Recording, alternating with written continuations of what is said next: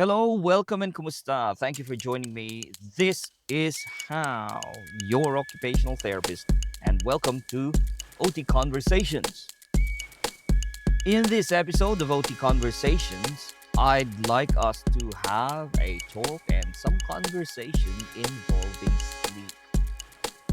Personally, from a personal experience, when I was doing my training, which was more than almost 30 years ago, sleep was not yet a considered occupation. There is health maintenance activities as part of the ADLs, but sleep was not there yet.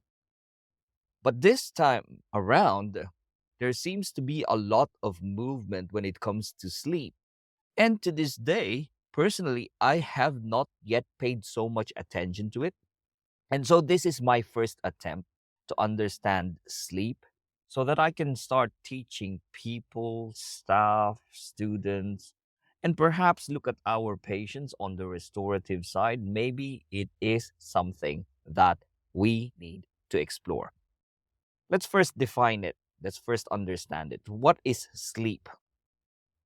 It is a naturally recurring state of mind and body that is characterized by altered consciousness, relatively inhibited sensory activity. So, when somebody is asleep, your consciousness is down, the sensory activity is inhibited, obviously. And there is also reduced muscle activity, obviously, and there is an inhibition of nearly all the voluntary muscles during the REM type of sleep, which is the rapid eye movement sleep. There is also reduced interactions with the surrounding, and it is distinguished from wakefulness by a decreased ability to react to stimuli. But it is more reactive than coma or some disorders of consciousness, and it displays very different in the brain patterns. So sleep is a process. There is lack of sensory responsiveness, there's lack of physical movement, there's lack of awareness, and very much different in terms of the wave patterns compared to coma and other problems like delirium, for example. There's a different wave in there. Coma vigil, somnolence. Sleep is something different. It is essential for biological functioning. And why is this essential? Because there are a few reasons. When we are sleeping, there is a restoration and there is repair of the body. It is important for brain functioning. It's important for energy conversation, being the third reason. And then the other one is for emotional regulation. When we are talking about some restoration and repair during the sleep, the body repairs and regenerates tissues, and it builds the bones and the muscles, and it strengthens the immune system. Okay, this is what sleep does, guys, right? Remember that. That's how important it is for the body. That's very sensible, isn't it? When in relation to brain function, sleep is important to the brain health, including the consolidation of memories, the processing of the information, and the removal of waste products from the brain.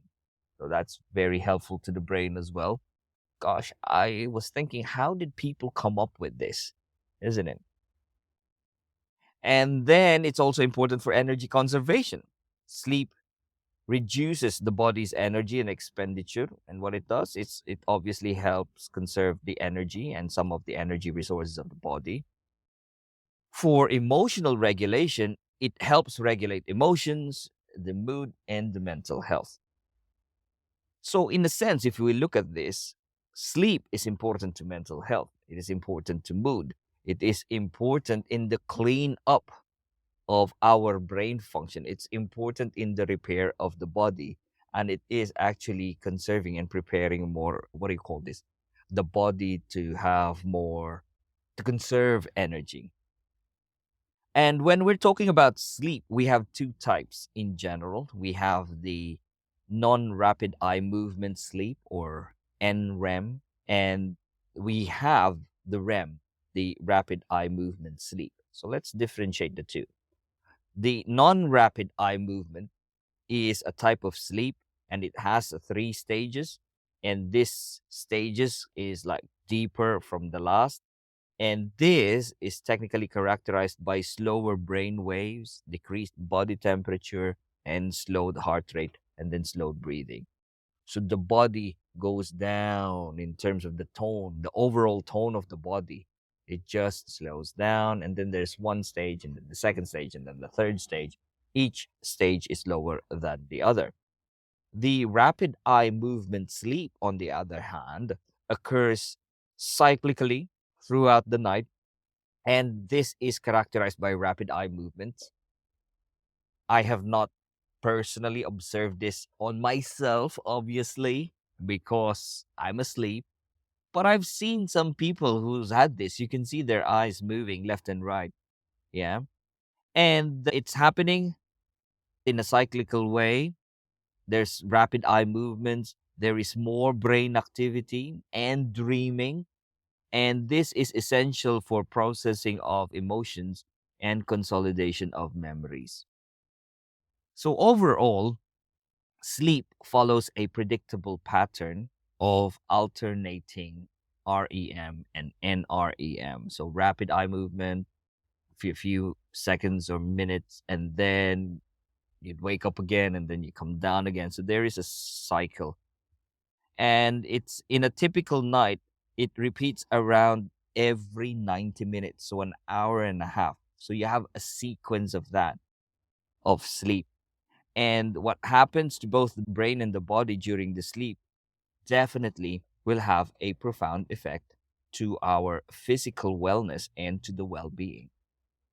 90 minutes. So remember that, 90 minutes. So you remember yourself having to sleep. The best thing is if you can sleep in a cycle of 90 minutes. So 1.5 hours, some people after that, they wake up and they feel so much better. 3 hours would be fine. 6 hours would be fine. Yeah. Okay. So when it comes to occupational therapy, it is considered as a foundational activity of daily living, which I never have encountered before when I was a student. And now I'm beginning to reconsider that, yes, there is an actual sense to this. There is a foundational activity. Sleep is a foundational activity of daily living.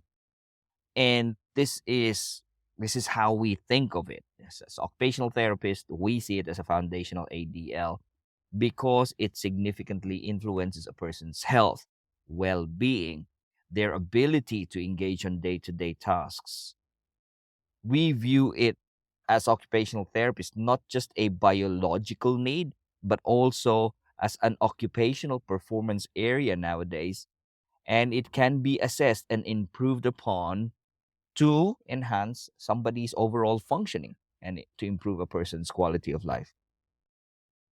In occupational therapy, we can evaluate it in terms of quality. We can evaluate sleep in terms of duration and the impact of this on their daily activities. Poor sleep can affect cognitive functions, as we said. It can affect the mood, the energy levels, physical health, and in turn, this will impair a person's ability to perform their day to day tasks. It will impair their washing, their dressing, their working effectively, their performance quality. That is quite true, isn't it? If you look at the ADL, say performance or work, and you're not performing at your tip top shape and you're tired, and if you analyze why are you tired, you didn't sleep well. Person might we have a patient and we say and we're assessing your ADLs or work performance, quality of performance. You can't work. Why can you not work? Do an analysis. And then the patient would say, because they haven't slept well. So there we go. So we could, as occupational therapists, assess factors that contributes to sleep disturbances. what are these things that are affecting your sleep. So the objective is for a person to have a good sleep. And what are the factors? Let's do an activity analysis. And this is where we can do our assessment. So, what are the disturbances? Is there pain? Do you have stress? Do you have environmental issues? Does the person have poor sleep hygiene? Once you know these things, the interventions can include education on sleep hygiene practices, behavioral modification techniques, relaxation training and strategies. So we can do this with our patients, and modification of the sleeping environment. So change the environment. As OTs, we can also work collaboratively with patients to improve the interventions and to specify the interventions that will fit the person's specific lifestyle and needs. And when we do this, it will enhance a person's ability to engage more in their day to day activities. Okay. So this is so nice, isn't it, guys? So when you're thinking about sleep, yeah, sleep, it's hard to measure. You just have the hours, but you can measure it. You can describe quantifiers. There are some people, and I've listened to quite a few podcasts. There's tons out there. There appears to be a lot of evidences about sleep. This is a well studied area. And for OTs, COPM, Canadian Occupational Performance Measure, is the tools that some people are using. I'm going to explore more on this. And then once I encounter it and I learn more about it, I'm going to talk about that with you guys. Okay. Now, what you hear about the sleep hygiene, I hear about this as like, for me, again, new terminology.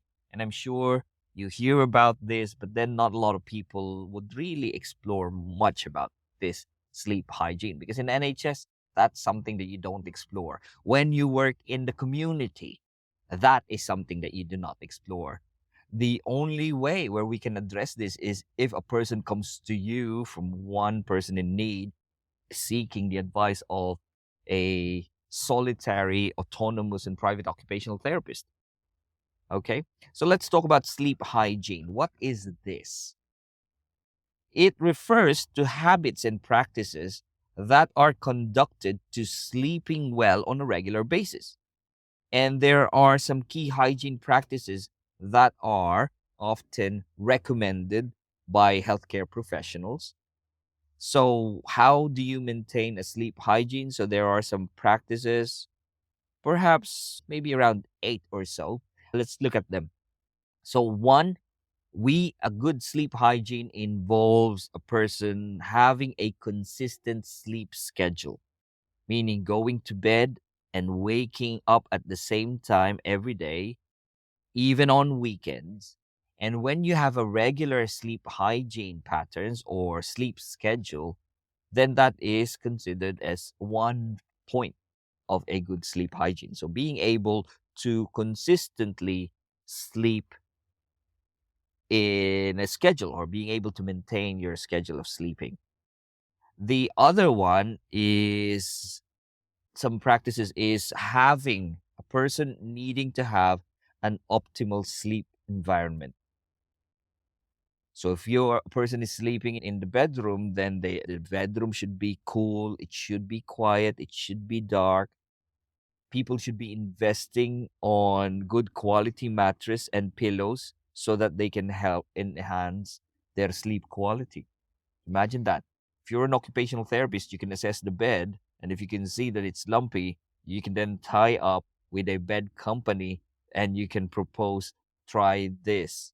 There may be some companies that are willing to get their mattress a try, but if that is the case, then you'll have to analyze the contours of the mattress or how it adapts to the contours of the body, and that can improve the person's sleep. Even on that alone is an occupational therapy intervention. You just have to maintain the body, because just remember the points of pain here would be the hip region, the bony prominences, the shoulder, the neck, and the lower back. These are the ones that you need to maintain. That alongside the environment as well. So you can help design the bedroom of your clients, make sure that the lightings are appropriate as well. And you can advise the patients to limit the screen time. So you have to advise the person to avoid screens like smartphones, tablets, television, at least 1 hour before bedtime, because it will help, because these blue lights that are emitted by screens, they inhibit the production of the melatonin. So having a dim light really calms the body down and it produces melatonin. And when the melatonin is produced, the person will sleep so much better. In a way, these blue lights, they are very facilitatory in some ways, and unconsciously it triggers the physiological side of the body. And when it does, then no melatonin production, then the person will stay awake. I have encountered and I've met a lot of people that even the slightest light is waking them up. Yeah. But there are also some people who can't sleep with the lights on or with the lights off totally. And this is rather than the light, but it's more on the psychological reasons. They're afraid of something, but it scares them. Okay. So limiting screen time is a third advice. Another advice would be to avoid stimulants, which we're asking patients to limit, or clients. They're not patients because they're not sick, and they're not sick because of sleep reasons, so they're not patients. But clients, we have advised them to limit the intake of caffeine and nicotine close to bedtime, because obviously they will keep a person awake. Advising clients to watch their diet.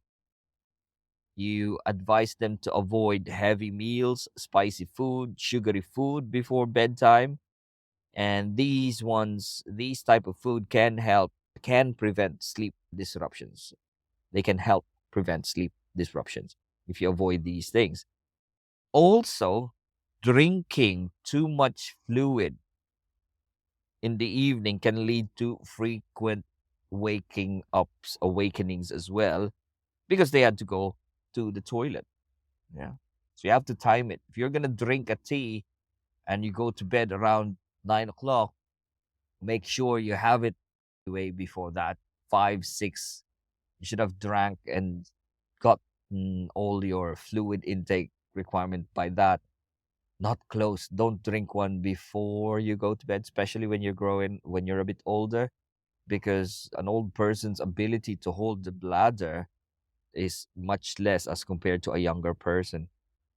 So watching the diet, that's another advice. You can teach, or we can teach our clients some relaxation techniques. OTs should be very good at this. How do we do relaxation techniques? So relaxing activities can keep a person sleep, make them sleep. Reading is one that is very effective. Taking up a warm bath, doing some meditation, deep breathing, and it can help in transitioning to sleep. It's almost like a behavioral approach. But when you start to read, you're about near and ready to go to bed. There you go. So it's almost there's going to be an association in there. Imagine that. Or if you sit by the bed and everything is ready, you just have to have that habit, which is associated with relaxation. So some of the habits would be like neutral warmth of the bath. Oh, that is so calming. A good book. Ooh, just talking about that, I've almost self hypnotized myself by making myself sleepy. Just me imagining opening up a book. I was like 1 page and I'm down. Okay. Physical activity is a good way to maintain the health sleep hygiene. Having a regular physical activity will help a person have deeper sleep, but it is always best not to exercise during or before the bedtime. Because when you do that, you exercise by bedtime, before bedtime, you're just increasing your heart rate. Imagine lying down, your heart is pumping hard, blood pressure is high, you're sweating. That's not going to help. But have it in your day to day routine, either an aerobic exercise, walking, some activities like that. And then you can also manage worries. And this is what I'm talking about, the psychological side of things. Trying to resolve the worries or concerns before bedtime can help ease into sleep. So, how do you manage the worries? Many techniques. You have to explore that with your patients. You can use techniques such as writing things down or planning on the next day or anything really. Again, this is another podcast topic for the future. So once you practice these advices, then you will maintain a good sleep hygiene. All right. There we go. There are many other things that are out there. Some ways is like behavioral modification techniques to manage sleep. This is another approach, okay? So, one form of intervention, behavior modification. How do you do this? Again, this is a behavioral modification, behavioral frame of reference, and there are some commonly used behavior modification strategies and techniques like stimulus control therapy. Wow, another big word, isn't it? And what is this? It involves training the person to use the bed and bedroom only for sleep and sex, not for other activities like reading, watching TV, or worrying. So, what you want to do is to associate the bed with sleeping. So you only use it when you have to sleep or engage in that other ADL, which is sexual expression, isn't it? But if you're not sleepy, don't go to bed yet. That's one technique, okay? This is one avenue. Like I said about the reading, that's another thing. You associate the reading with the bed and then you fall asleep, okay? That's a relaxation strategy. But this is a different path, but it's one avenue that you can take. There is this thing called sleep restriction therapy, and this technique involves limiting the amount of time that is spent in bed to the actual amount of time that is spent sleeping. And what it does, it creates a mild sleep deprivation, and it results to more efficient sleep. So gradually the bedtime then is increased until a healthy sleep duration is achieved. I wouldn't advise this unless you are there with the patient to oversee how this is done. Because if it is a program, then you need to control the behavior. You need to follow strict rules in this. But it's there. They call it sleep restriction therapy. And see, guys, packaging. That's what it is. It's all about packaging the intervention and the approach. Is there a science behind it? Yes. Is there logic behind it? Yes, there is. Yeah. Deprive yourself of sleep. And then you're gonna want to sleep after that. That's called sleep restriction therapy. Another of the behavioral intervention strategies would have been the relaxation training. And these techniques, such as progressive muscle relaxation, deep breathing exercises, mindfulness, these are used to reduce physical tension, mental stress, and it can inhibit the sleep. You need to wake up your skills and abilities on how to deliver this. This is one of the very simple staples that we do as occupational therapists. Another one is biofeedback. And what it is, you use sensors that measures physiological functions like the heart rate, muscle tension, and the brainwave activity. And the biofeedback, it just teaches to control these functions, and it helps induce relaxation, and it can help improve the sleep. One easy one is there's this thing, the SATS monitor. So you put that on your finger, and then it can measure the heart rate. and then the beat of the heart, it does that. And if you look at it, I have lots of fun doing that, but I've control over it now, so I don't need it so much. I just put it on, and then I can make my heart go down. So it'll start at 89 or 80, 90, and then I'll lower it down to 60. I'll will it. And that's a good way of doing that. And but then I become too cognitively engaged, and then I don't fall asleep. I use it as a game. But for others it will help. Like I said, sleep education is something that can be done with our patients. So all these techniques, they require consistency, they require commitment on behalf of the patients or the clients and the therapist, and they are always effective when it is tailored to the needs of the person and closely monitored by a professional. But nowadays, it's not occupational therapists that are doing it, although occupational therapists can explore doing that. There are people who are making themselves to be or calling themselves to be sleep therapists. There is even a program called CBTI, and I believe this stands for Cognitive Behavioral Therapy for Insomnia. Yeah. So even with that, people have packaged CBT, and then I think it's about $300 in some of the universities in the States to get a certification for it. But you need to know CBT to begin with, and then this one is tailored specifically for insomnia. And CBTI, this is evidence-based approach, and it treats insomnia without the medication. And how it does it, it has several components, and it addresses the person's thoughts. It addresses their emotions and their behaviors. These thoughts, behaviors, all of these that contributes to sleep difficulties. So let's break CBTI into some components. What is it? Some cognitive techniques like cognitive restructuring. So, what is a cognitive restructuring? You identify the challenging beliefs, like when a person before they go to bed, like for example, people say, I must have 8 hours of sleep for to function, or if I don't sleep well tonight, I will mess it up tomorrow. So all of these unwanted thoughts, negative thoughts, the goal is for a person to replace these thoughts with more realistic and less distressing ones.